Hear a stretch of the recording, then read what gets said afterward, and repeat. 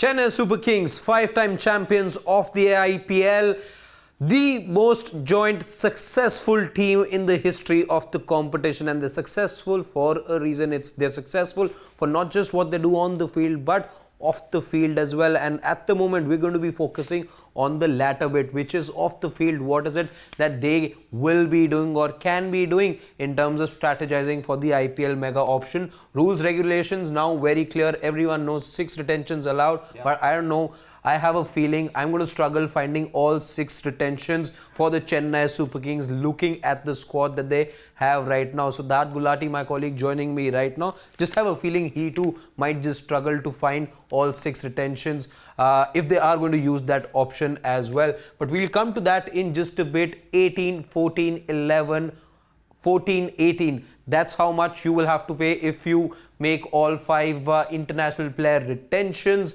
You'll have to pay 4 crores if you're retaining an uncapped player, and there is a very famous uncapped player, or maybe the most famous uncapped player of the IPL that you will have in Mahendra Singh Dhoni. That's one name we will not spend a lot of time talking about because he's the first name who is going to be on that Chennai Super Kings team sheet as well. But before we go into what those likely retentions could be, Siddharth, let's just spend some time talking at some of those names, and then we'll come to who are those 5-6 players that CSK might just retain. Yeah, absolutely. You know, if we go by their squad, obviously Ruturaj Gaikwad is their new squad, the new captain, and they would want to invest in him. But whether, you know, he turns out to be a first, second or third retention, well, that's something that remains to be seen. Then MS Dhoni, obviously, Harshit has spoken, you know, those kind words about him. There's Moeen Ali, who is now retired from international cricket. Deepak Chahar, Tushar Deshpande, Shivam Dube, the hard hitter, Rajyavardhan Hangargekar, Ravindra, Jadeja, Ajay Mandal, Mukesh Chaudhary, Ajinkya Rahane. Well, you know, he's been an India veteran and also an IPL veteran. Then there is Sheikh Rashid, Mitchell Santner, Simarjeet Singh, the fast bowler, Nishant Sindhu. He's also an under-19 World Cup winner. Prashant Solanki, Mahesh Theekshana, a very renowned spinner from Sri Lankan cricket circuit. Ravindra, a growing all-rounder from New Zealand. Shardul Thakur, well, you know, we can't really say much about, you know, Lord, because we all know what he's capable of. Then there is Daryl Mitchell, Sameer Rizvi, the upcoming talent, Mustafizur Rahman, Richard Gleeson and Avinash Rao. That's right. Also some names, I think Devon Conway. Did you name Devon Conway? Yeah, he was basically withdrawn from the previous exactly. And there's Matisha Pathirana as well. So that's the Chennai squad for you. Let's now get to business and talk about what those 4, 5, 6 retentions could look like for the Chennai Super Kings. Just do one thing, Siddharth. We're going to be pretending like we are on the auction table. So this is not what we think that Chennai might do at the auction, Kasi Viswanath might do at the auction, but this is what you and I were to do, and we'll try seeing if we can have some sort of consensus if the two of us were going to be on that auction table. Are there going to be any doubts about Ruturaj Gaikwad being the number 1 choice as far as retention is concerned? Do you have any doubts over there? I'm on the same page with you. Perfect. So we'll have Gaikwad as your the first retention. number 1 retention, and you pay 18 crores CR for him. Perfect. That is our number 1 retention in Ruturaj Gaikwad. Yes, his stocks may have taken a dip. He didn't get selected in the squad for the upcoming Bangladesh T20 series, but even then he does continue to be the blue-eyed boy for Chennai. They won't make the same mistake that they did with the Ravindra, Jadeja. They're going to be giving him an extended rope. That is what we believe, right? See, that's what I think CSK need at this time, because it's not just about building a team for Chennai Super Kings, who have obviously been, you know, one of the most successful IPL franchises of all time, but it's also about having a stability in captaincy, and that's what Ruturaj Gaikwad is capable of providing, because he has the leadership experience also. And even in the last season of the IPL 2024, well, CSK couldn't really, you know, qualify for the playoff. They just, you know, missed it by a whisker.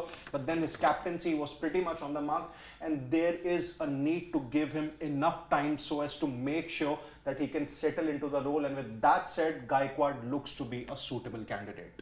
Absolutely, no doubt about that. Let's move forward. Should we in fact put the other name that's absolutely not going to have any debate whatsoever, because we're going to be having number 2, 3, 4, Yes.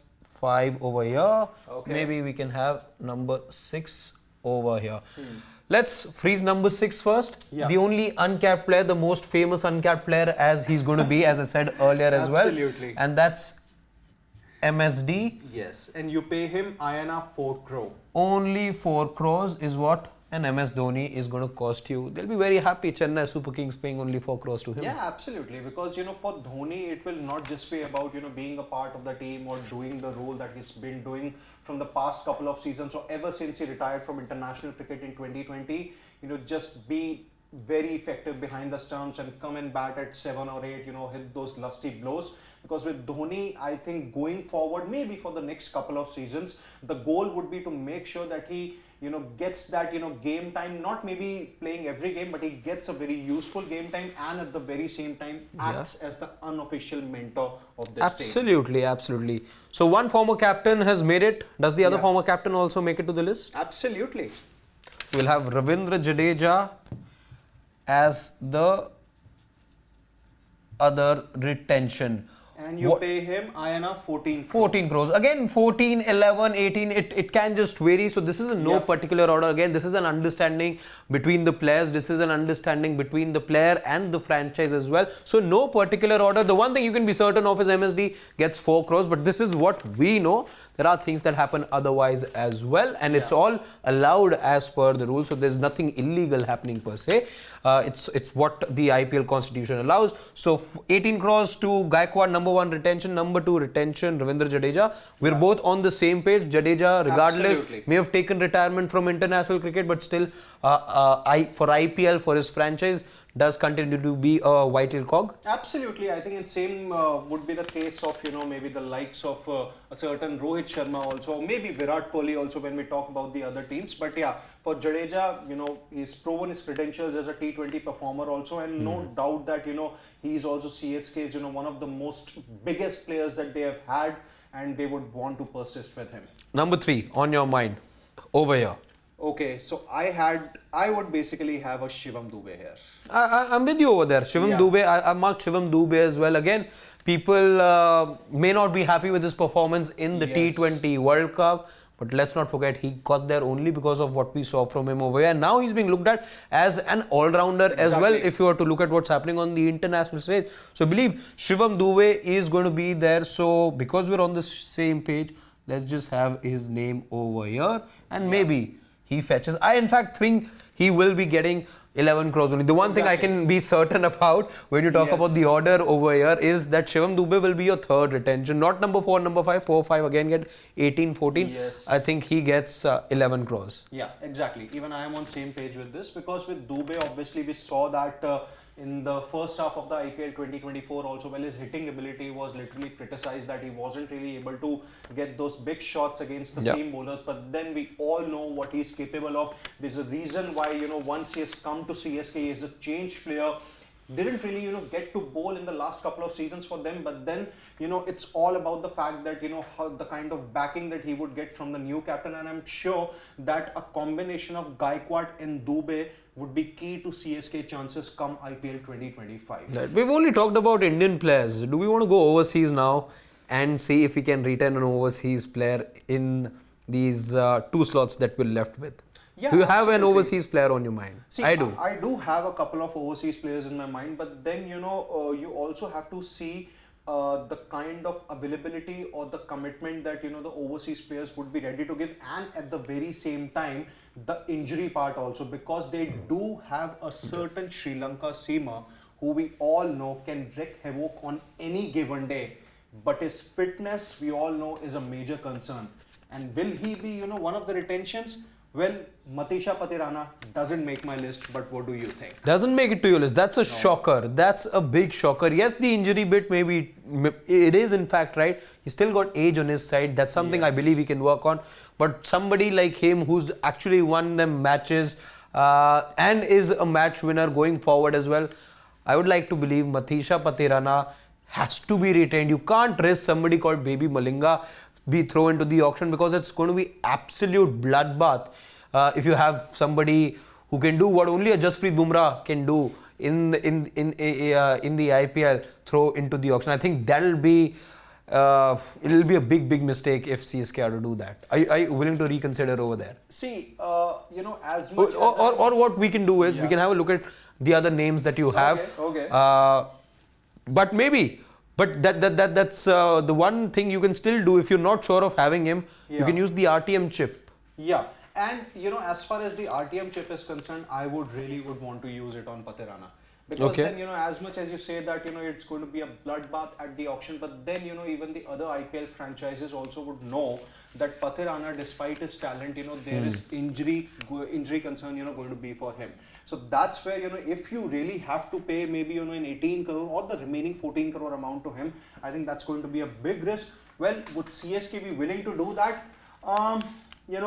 Maybe I would want to reconsider, but then to me, the most feasible option that I can see here is an RTM option. Exactly. So we will go with the conservative approach. We'll go RTM for him. We'll say RTM because I'm certain to have him. So either way he comes. Either way he comes.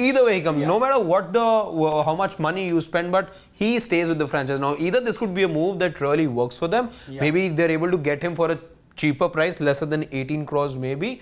But maybe things go out of hand as well and they're not able to recall him. Because for somebody like him, I will not be surprised because you've seen players get 22, 23, 24 CR as well. Although that's happened never at the mega auction, those prices. In the mini auction, we saw that price go up till that. Yeah.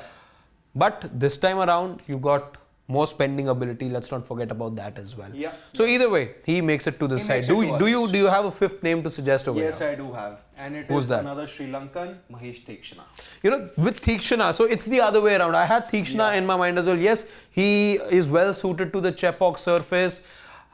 Leaks runs, not the best fielder, but to the surface he really suits a lot and is a wicket-taking bowler. So I had RTM in mind for Theekshana, but I was certain to have Patirana. So either ways, both of them happen to be there. Absolutely. And with Theekshana also, even I had the RTM thing in mind because you want to see, how his fitness, really progresses going ahead, just ahead of the IPL 2025 also. Because with him, there is some kind of an injury issue, not as injury prone as a certain Matisha Patirana is, but then, you would want to be a little careful with them. And if you can get him for a price that may be suitable for you. So what's the kind of price range you're expecting a Theekshana, if thrown into the auction, could fetch? I think even if there is an interest shown by 3 or 4 franchises, I don't think that Theekshana is going to go for more than 7 or 8 crore. Oh, yeah. So that's where I think CSK would want to use the RTM. Interesting. Absolutely fine. Interesting because you'll be looking at every franchise. Maybe a Kolkata are not going to bid because they would want their RTM for somebody like Varun Chakravarti. Absolutely. And I'm sure they're going to be having him on his mind, on their mind.